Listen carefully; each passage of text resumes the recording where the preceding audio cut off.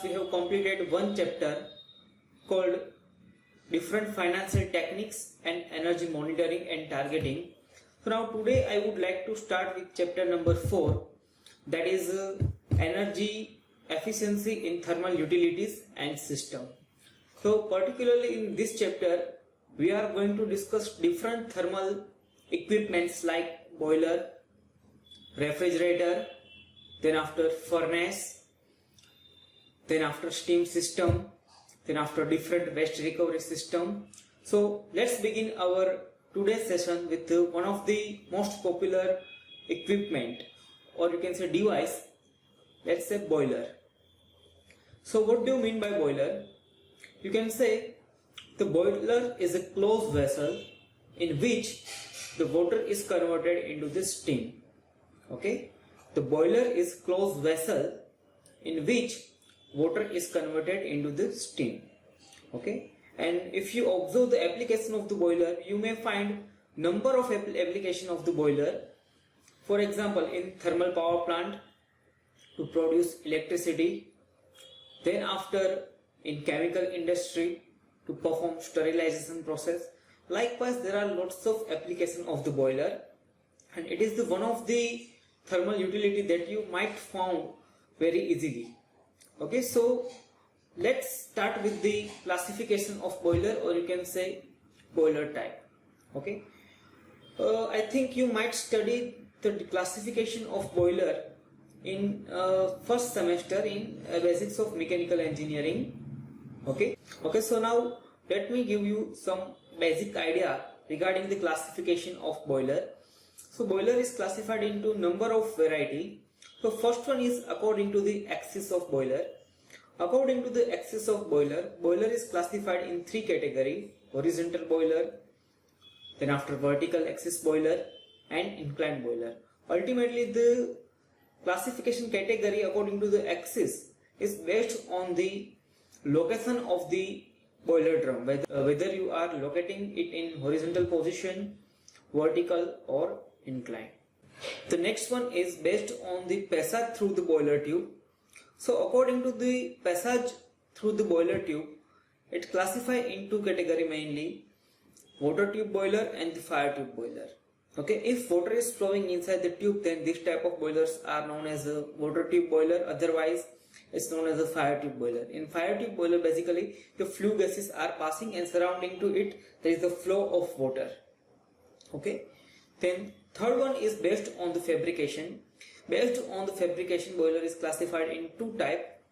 First one, packaged boiler, and second one is assembled boiler. Packaged boiler is a type of boiler which once manufactured inside the industry. Okay, and if someone want to equip boiler, what they need to do? Just they need to purchase the boiler and they need to supply the water, okay, and fuel. That's all. Okay, then after based on the fuel source, boiler is classified in three categories: oil based boiler, then after gas based boiler, and last one, that is solid fuel boiler. Then after, according to the circulation, you can say boiler is classified in two categories. First one is the natural circulation boiler and second one is the forced circulation boiler. In forced circulation boiler, we are going to use pump. Right now majority of boiler is having a forced circulation boiler which employs the pump in order to circulate water through it. Then after, according to pressure, boiler is classified into category low pressure boiler and the high pressure boiler. So it is all about the classification of boiler. Now next I would like to start with the combustion in boiler. Okay, right now majority of the power plant is having a pulverized type of combustion chamber.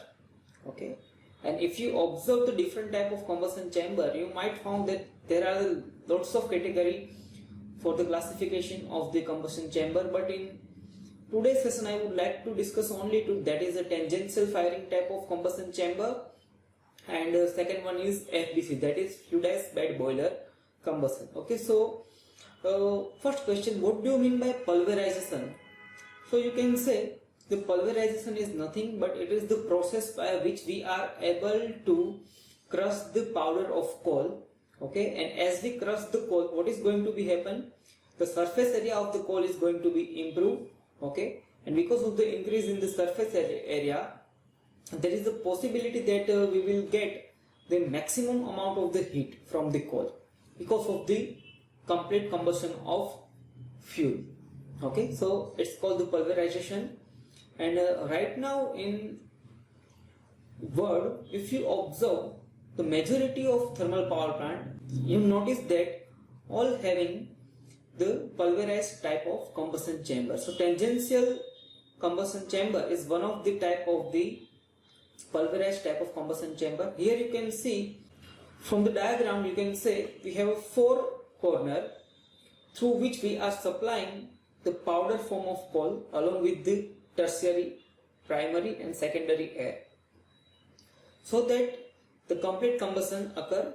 Okay, and if you observe, then you might notice that at the center of the square we have a formation of a swirling component. Okay, formation of the swirling component, or you can say creation of the turbulency. As the turbulence is created, but obviously the heat transfer rate is going to be improved. Okay, so it is all about the tangential firing type of combustion chamber, in which the mixture of pulverized coal as well as air is supplied in such a way that it will create some sort of the turbulency at the center of the combustion chamber, and because of the creation of the turbulency, there might chances that we will get the maximum rate of heat transfer. Okay, and another possibility is also that there are the suspension of the coal particle, and because of the suspension action, okay, but obviously the heat transfer rate is going to be improved. So it is all about the tangential firing type of combustion chamber. And next I would like to discuss about the fluidized bed combustion. Okay, so here you can see we have a fluidized bed combustion chamber. Okay, ultimately what happens is that sometimes it is not possible to create the pulverization process. Okay, at that time we need to use another kind of combustion chamber, and that is nothing but the fluidized bed combustion chamber. Okay, what happens is that ultimately if we increase the size of the coal, okay, then what happens that there might be have incomplete combustion. Okay, and as we know that the incomplete combustion is not in our favor. Why? Ultimately it's indicate loss. Okay, so in order to have a complete combustion of very large size coal particle, we need to form another kind of the combustion chamber, and that is nothing but the fluidized bed combustion chamber. Here you can see we have a structure of a complete system as shown in diagram. Okay, fuel is supplied over the bed. Okay, and air is supplied from the bottom with the help of the blower with very high velocity. So as the air passes through the bed and the layer of the coal, what is going to be happen? The velocity of air is going to be reduced. As the velocity of air is going to be reduced, it will come into the contact with the complete amount of the coal, and hence the complete combustion occur, and the chances of the incomplete combustion is getting minimized, and we will obtain the fuel economy as well. Okay, so it is all about the fluidized bed combustion chamber. Okay, so basically we have two type of combustion chamber as per the GTU syllabus, that are the tangential flow and the fluidized bed combustion chamber. But if you want to observe another type of the combustion chamber, then you might find that there are lots of category of the combustion chambers available. Okay, but these two type of combustion chamber, namely fluidized bed combustion chamber and tangential flow type of combustion chamber, are very widely used in industry and in thermal power plant.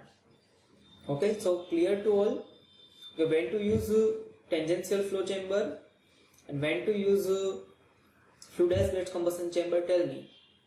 So you can say whenever we are dealing with the extreme fine grain of coal, at that time we need to use tangential flow type of combustion chamber, and whenever we are going to incorporate a coarse type of the coal structure, okay, at that time we need to use fluidized bed combustion chamber. Okay, clear to all? So it is all about the combustion chamber.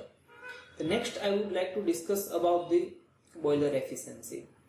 So you can see boiler efficiency is nothing but the heat output to the heat input, which ultimately indicate the effectiveness of the boiler, or you can say how effectively we are utilizing our energy resources to create one another source. Okay, ultimately in thermal power plant, what is going to be happen? We are converting steam into the electricity. Okay, so efficiency measure that how effectively we convert the fuel, or you can say energy of chemical into the electricity. So in order to measure the boiler efficiency, we have two methods with us. First one is direct method and second one is indirect method. Okay, in direct method we are neglecting the different kind of the losses. Just consider the heat output and input, while in the case of indirect method we are going to consider the different type of heat losses as well. Okay, so let me begin with the first method, that is the direct method.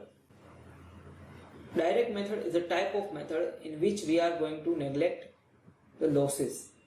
So ultimately the efficiency is nothing but the heat output by heat input. Now what is heat output in our case? In our case we are producing steam in boiler. So you can say the amount of the energy that is associated with the steam is our output. So steam is having a heat energy. So heat energy is nothing but the mass flow rate of the steam multiplied by enthalpy difference. Because we don't know which kind of the steam we have. Okay, we have superheated steam, we can have also saturated steam. So right now, for the sake of simplicity, you can say the mass flow rate of the steam multiplied by enthalpy difference will give us the heat output, that is nothing but the energy associated with the steam.